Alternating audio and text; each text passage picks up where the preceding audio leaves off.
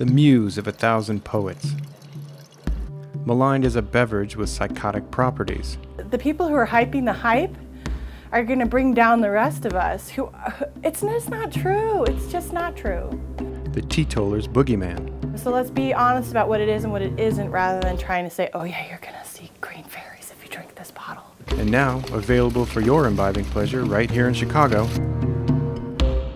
Thanks to an easing last year of liquor laws that more or less banned the stuff for the past century, Absinthe is back, and a North Shore company is hoping that the preferred poison of Hemmingway and Van Gogh will appeal to today's drinkers.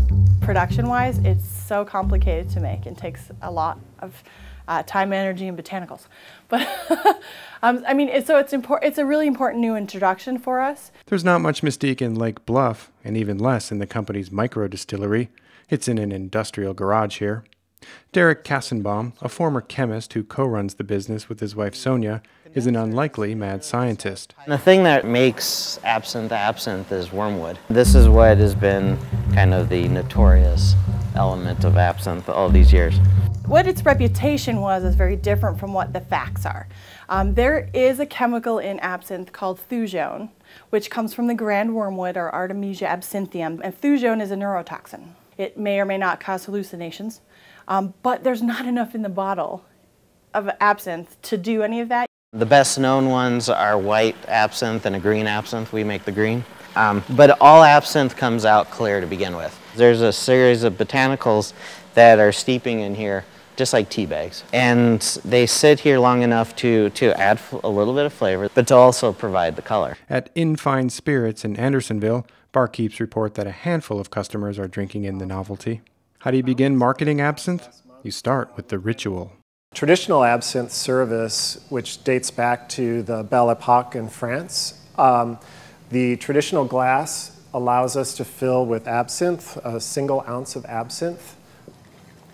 And on top of the absinthe, to sweeten the flavor a little bit, we use the spoon to hold a sugar cube, which is a specially made sugar cube. And then what's called the drip service is when you put ice cold water through the sugar cube into the ounce of absinthe. When the water hits the absinthe, it forms what's called the louche. It will turn cloudy in appearance. You can see it's starting to change now. And it also releases a lot of the essential oils and the botanical aromas. I think right now it's still a niche market. There's a lot of mystery around the subject. I think that it will still be a niche to get traditional service, but I hope that we continue to grow the cocktail service. Absinthe is also an ingredient in the monkey gland, the corpse reviver No. 2, and more famously, Death in the Afternoon. And people are really interested and they want to know about it, and it'll be interesting to see if it stays or if it's sort of a fad. We're not entirely sure. Andersonville is a long way from the Café de Médicis in Paris, where the lost generation drank away the daylight. But it's a start for North Shore Distilleries, which also makes high-end vodka and gins found in 250 bars and retailers in the Midwest. The couple expects their absinthe, Crain, to make up a small part of its business, and nowhere on the distiller's labels does it promise the artistic chops of Gauguin or Oscar Wilde. But at 120 proof, everyone's a genius anyway.